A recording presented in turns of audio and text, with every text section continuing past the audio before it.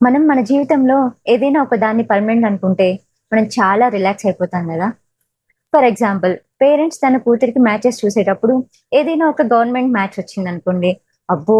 Government జాబా? అలా అయితే జాబ్ అనేది పర్మనెంట్. కాబట్టి మన అమ్మాయిని అక్కడ ఇవ్వడమే మంచిది అని ఆలోచిస్తారు కదా. అదే సాఫ్ట్‌వేర్ జాబ్ అనుకోండి, ఎప్పుడు లే ఆఫ్ చేస్తారో తెలీదు. అదసలే టెంపరరీ జాబ్. కాబట్టి ఆ పర్సన్‌కి ఏదైనా బ్యాకప్ ఉందా లేదా అని ఆలోచించి, దాని తర్వాత ఏదైనా ఒక నిర్ణయం తీసుకుంటారు.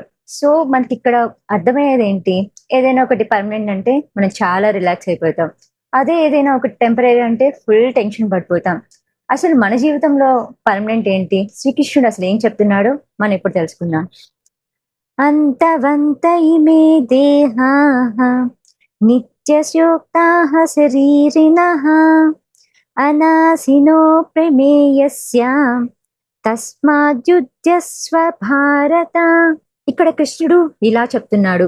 ఈ 3 కాలాల్లోనూ నాశనం లేనిది ఏదైనా ఉందంటే అది ఆత్మ మాత్రమే. ఈ శరీరం అనేది ఎప్పటికైనా నశిస్తుంది. కాబట్టి అర్జున, లే లేచి యుద్ధం చేయి అని శ్రీకృష్ణుడు చెప్తున్నాడు. శ్రీకృష్ణుడు ఇప్పటివరకు చెప్పిన అన్ని శ్లోకాల్లోనూ మన ఆత్మ అనేది శాశ్వతం అని చెప్తున్నారు. అసలు ఎందుకు ఇలా చెప్తున్నారు? మనం మన జీవితంలో ఎలా జీవిస్తాం? కేవలం ఈ భౌతిక శరీరాన్ని పోషించుకోవడానికి, లేదా అలంకరించుకోవడానికి మాత్రమే కష్టపడుతూ ఉన్నాం. మనం ఎప్పుడు కూడా మన ఆత్మ జ్ఞానం గురించి, లేదా ఇతరులకి సహాయం చేయడం గురించి ఎప్పుడూ ఆలోచించం. అంటే మనం అజ్ఞానంతోనే కదా జీవిస్తున్నాం. తాత్కాలికమైన ఈ శరీరానికి ఇచ్చే ప్రాముఖ్యత కంటే కూడా మన నిజ స్వరూపమైన ఆత్మకి ప్రాముఖ్యత ఇవ్వాలన్నదే శ్రీకృష్ణుని ఉద్దేశం.